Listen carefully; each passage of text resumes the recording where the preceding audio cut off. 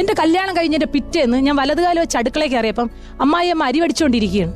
എന്നെ കണ്ടുടനെ, അയ്യോ മോൾ ഇത്ര നേരത്തെ എണീറ്റാ, മക്കളീ കഞ്ഞിക്കല്ലോ ഒന്ന് പിടി, അമ്മ ടാങ്ക് നിറഞ്ഞാ നോക്കട്ടെന്ന് പറഞ്ഞോണ്ട് പോയതാണ്. എന്റെ ഇളയ ചെറുക്കൻ ഇപ്പൊ 4 വയസ്സായി.